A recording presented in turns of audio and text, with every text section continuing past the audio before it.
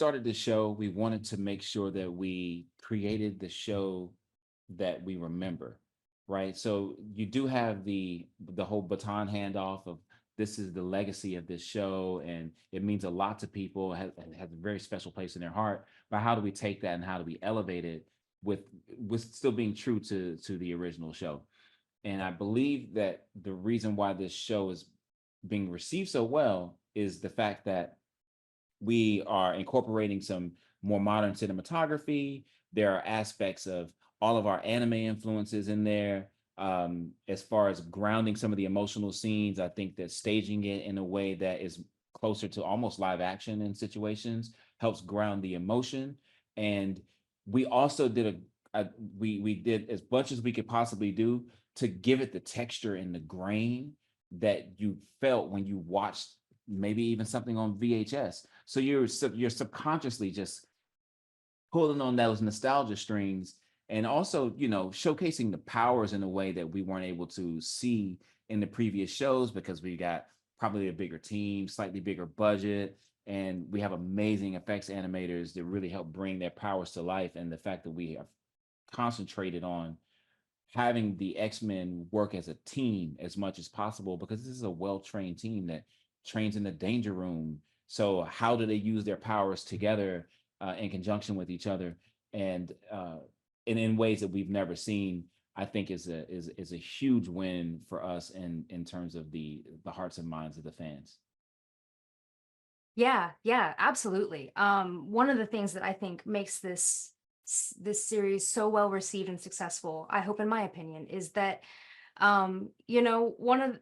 one of the things I actually learned from the original series was the importance of teamwork. I remember Cyclops would be analyzing a battlefield and he would rearrange the team members like, oh, you're fighting the wrong guy because that guy knows your powers. Let's switch this up, and you see how this team is a family and works together. And I think one of the things that really makes this show successful in my eyes is the fact that our crew are not only fans, but we're a team. So we really bring our hearts, our knowledge, our passion for this universe to the table. And that means there's a lot of checks and balances, like every person from execs to the PA who just started. I mean, everyone's got, good feedback to give. It doesn't always mean that we're going to take it, but, if something bumps somebody, we listen. And I think that that ends up giving us a really strong product when we treat it like we are the X-Men in a weird way.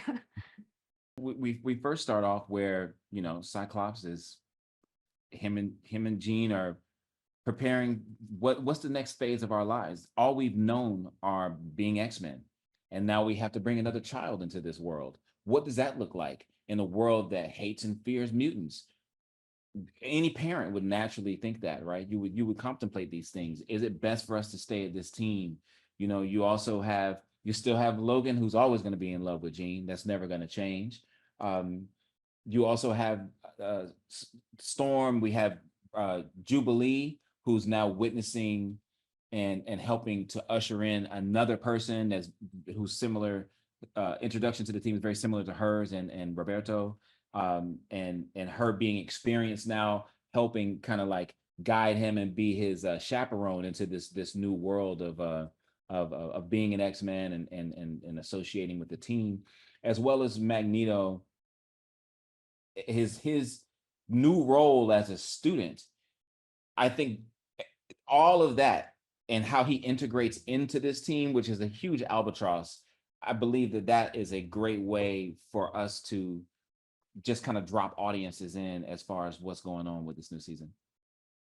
Yeah, from the episodes that we've seen so far, and honestly, it's going to be the rest of the episodes. It's X-Men has always been about what's happening in the world around us, Mhm. and even though we are based in the 90s, sadly, tragedy always happens. Mhm. We've got horrible wars going on right now. We were originally, before events happened, basing a lot on 9/11. There's always tragedy, and I think what we love about the characters, what they're going through thus far in the series, is we're really showcasing how human they are. What they're Mhm. going through is what a lot of people are going through as far as especially civil rights and how that is still a major issue. And I just think that we we showed the humanity of these characters. We've got Jubilee kind of growing up and coming into our own, but what does that even mean? And she brings in Roberto, but and he kind of is like the new Jubilee of the team. But there's growth happening here for her. So, similar with even just bringing in a character like Madeline Pryor, who brings this whole other perspective to what does it mean when suddenly you lose everything about your self identity, but that doesn't mean you have to lose yourself in it. And one of my favorite moments in 105 was then bringing in kind of an end to our story of 103 with her, with Nathan and Cable, of giving her closure, even though we were also taking her away. And I love this journey that we're on because they are all so vulnerable emotionally, but they are also still heroes and they also still stand for something. And I think that that's very reflective of what people are also trying to do in our real world. The newest, I would say, humans always try to learn from their mistakes and try to in any way get a leg up on mutants. I believe the more mutants that pop up, the more dire it seems to humanity to feel genetically like inferior. So they always escalate. And what they have done is they've kind of taken the Sentinel technology from their blasters that they use to hunt mutants and arrest them, and they've now made smaller versions of these as like sidearms that now this radicalized group, the Friends of Humanity, now just have on them at all times, which is very terrifying, right? Because you never know who that could be. You never know who's a extreme bigot that is connected to this extreme almost terror cell that has access to this technology. Not only that, mutant collars. So we've seen the mutant collars in the original show, but what we have not seen in the new technology is the executioner's blaster rifle, which concentrates the technology of the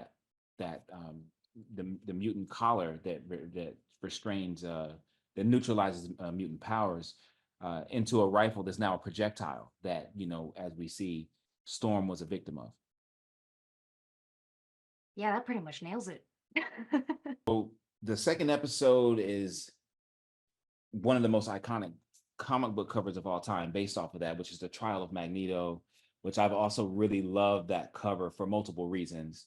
For example, Magneto's uniform it is Magneto as an M, but to me, it's always been symbolic. It's a huge M, which is like mutants are on trial, not just Magneto, right? It's this big M. So it's like he represents all of that.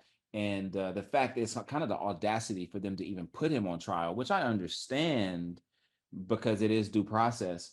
But to me, that's always been what that's the way I approach directing that episode, in the sense of that the entire mutant kind, they're on trial in this kind of like, it's a sham of a trial, in my opinion.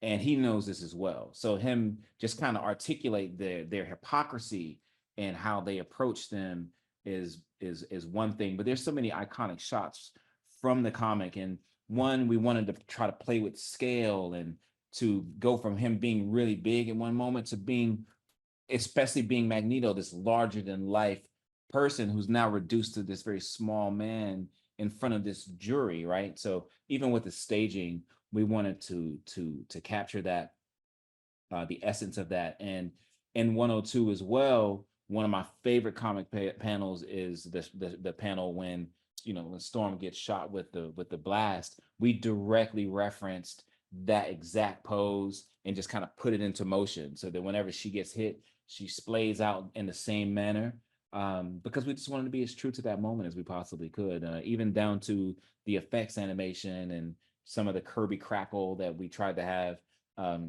as the energy dissipates as it went through her body. Yeah, we tried to be as true as we possibly could to all of that.